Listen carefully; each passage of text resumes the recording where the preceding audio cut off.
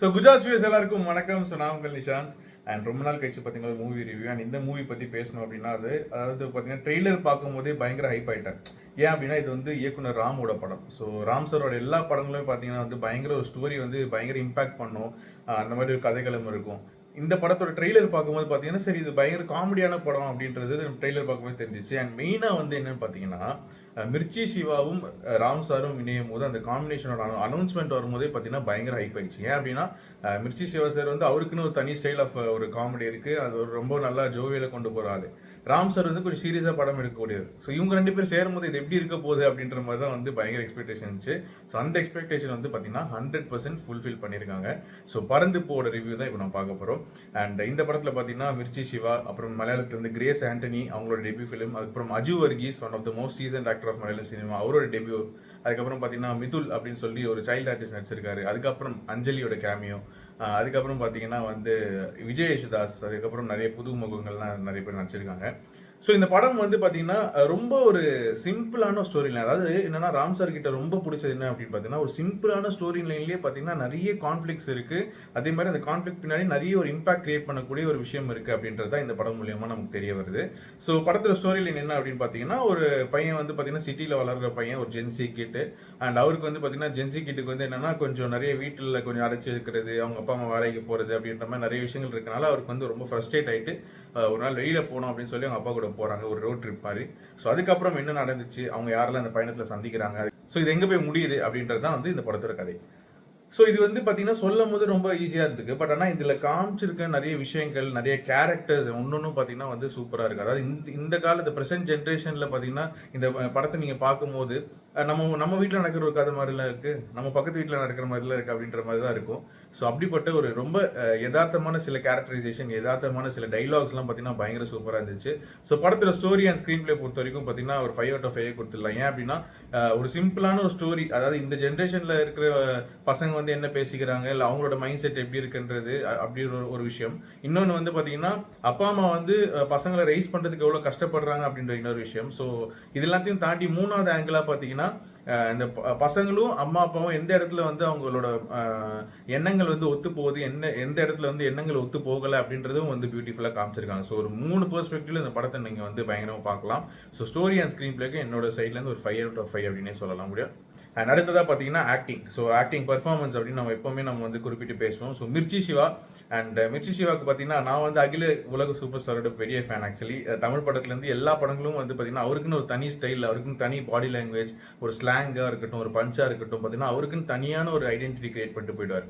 இந்த படம் வந்து பார்த்தீங்கன்னா மிர்ச்சி சிவாவோட ஆக்டிங் சைடு இன்னும் பெட்டர் ஆக்கியிருக்கு அப்படின்னு தான் சொல்ல முடியும்.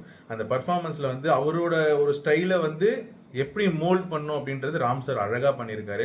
இந்த படம்க்கு அப்புறமா இன்னும் நிறைய வேர்சடைலான ரோல்ஸ் பண்ணுறதுக்கூடிய ஒரு நிறைய சான்சஸ் வந்து சிவா ப்ரோக்கு கிடைக்கும். ஸோ அண்ட் கிரேஸ் ஆண்டனி மலையாளத்தில் நிறைய ரோல்ஸ் வந்து அவங்க பார்த்தீங்கன்னா ரொம்ப செலக்டிவாக பண்ணாலுமே சூப்பராக இருக்கும். அண்ட் அவங்கள வந்து இந்த படத்தில் காஸ்ட் பண்ணதுக்கு ராம் சாருக்கு ஒரு பெரிய வாழ்த்துக்கள். ஏன்னா அப்படிப்பட்ட ஒரு டேலண்ட்டை வந்து தமிழ் சினிமாவில் அதுவும் இந்த படம் மூலியமாக காட்டும் போது பயங்கரமாக இருந்துச்சு. ஒரு அம்மா ஒரு பிள்ளையை பிரிஞ்சிருக்கிற அம்மாவுக்கு என்னெல்லாம் கஷ்டங்கள் இருக்கும், அந்த ஒரு பாடி லாங்குவேஜாக இருக்கட்டும், அந்த ஒரு சின்ன சின்ன நியூஆன்சஸாக இருக்கட்டும் பயங்கரமாக பண்ணியிருந்தாங்க. அண்ட் அடுத்ததாக பார்த்தீங்கன்னா அந்த சின்ன பையன் மிதுல். ஸோ மிதுல் ஒரு சைல்டு ஆர்டிஸ்ட்னாலே வந்து பார்த்தீங்கன்னா ரொம்ப கஷ்டமான விஷயம் தான். ஏன்னா அவங்க அந்த பருவத்தில் விளையாடணும், ஜாலியாக படிக்கணுன்ற டைமில் வந்து ஷூட்டிங் அப்படின்லாம் கொண்டு வரும்போது நிறைய ப்ரெஷர் இருக்கும். பட் ஆனால் இந்த படத்துக்கு கம்ப்ளீட் ஜஸ்டிஸ் பண்ணியிருக்காங்க அந்த கேரக்டருக்கு. ஸோ ஒரு ரொம்ப வாலாக இருக்கணும், அதே டைமில் ஒரு இன்னசென்ஸும் இருக்கணும், அதே டைமில் கொஞ்சம் கோவக்காரனும் இருக்கணும் அப்படின்ற மாதிரி நிறைய ஷேட்ஸ் வந்து அவர் இந்த வயசுலேயே ப்ளே பண்ணியிருக்காரு. அண்ட் அதுக்கும் ராம் சாருக்கு தான் பெரிய ஒரு வாழ்த்துக்கள் போய் சேரும். அண்ட் அடுத்ததாக பார்த்தீங்கன்னா அஞ்சலி. ஸோ அஞ்சலி வந்து ராம் சாரோட நிறைய படங்களில் வந்து கொஞ்சம் இம்பார்ட்டண்டான ரோல் பண்ணுவாங்க. இந்த படத்தில் கிட்டத்தட்ட ஒரு 5 to 10 minutes ஒரு ரோல் தான். ஆனால் அந்த 5 to 10 minutes அவங்க வர ஸ்க்ரீன் ஸ்பேஸ்லையும் பார்த்தீங்கன்னா அவங்க பயங்கரமாக ஸ்கோர் பண்ணிட்டாங்க. அண்ட் அஞ்சலியோட ஆக்டிங் பற்றி நம்ம சொல்ல வேணாம். இந்த கட்டுரை தமிழ்லேருந்து நான் பார்த்துட்டு இருக்கோம், பயங்கரமான ஒரு பர்ஃபார்மர். ஸோ அவங்களுக்கு என்ன கேரக்டர் கொடுத்தாங்களோ அதுவும் பயங்கரமாக ஜஸ்டிஃபை பண்ணியிருக்காங்க. அஜு வர்கீஸ், ஸோ நான் சொன்ன மாதிரி ரொம்ப சீசன்ட் ஆக்டர் மலையாளம் சினிமாவில் அப்படின்னு சொல்ல முடியும். அவருக்கு இது ஒரு டெபியூ ஃபிலிம். அண்ட் கிட்டத்தட்ட ஒரு 3 நிமிஷம் இல்லை 5 நிமிஷம் ரோல் தான். பட் அந்த ரோல் வந்து பார்த்தீங்கன்னா பயங்கர ஒரு பாசிட்டிவான ஒரு கேரக்டர் இந்த படத்தில் மொத்த படத்துலேயே வந்து பயங்கர பாசிட்டிவிட்டி கொடுத்த ஒரு கேரக்டர்னு அந்த கேரக்டர் தான். அந்த 5 minutes ரோல் இவர் ஏன் அக்செப்ட் பண்ணார் அப்படின்றத நான் யோசிச்சேன். பட் ஆனால் படம் பார்க்கும்போது தான் வந்து தெரிஞ்சிச்சு அது எதுக்காக அக்செப்ட் பண்ணாருன்னு சொல்லிட்டு. இந்த கேரக்டர் வந்து தமிழ் சினிமா ஆடியன்ஸ் எல்லாருமே விரும்புவாங்க அப்படின்றத தான் நான் சொல்கிறேன். அண்ட் அடுத்ததாக பார்த்தீங்கன்னா இந்த படத்தோட music director Santhosh Dhayanidhi. So Yuvan sir தான் வந்து பாட்டுகள்லாம் பண்ணியிருக்காரு. அதுக்கப்புறம் ஏதோ பேக்ரவுண்ட் ஸ்கோர் அவரெல்லாம் பண்ண முடியல, சம் டேட் இஷ்யூஸ்னால கொஞ்சம் மாறி அப்புறம் சந்தோஷ் தயாநிதி தான் பண்ணியிருக்காரு.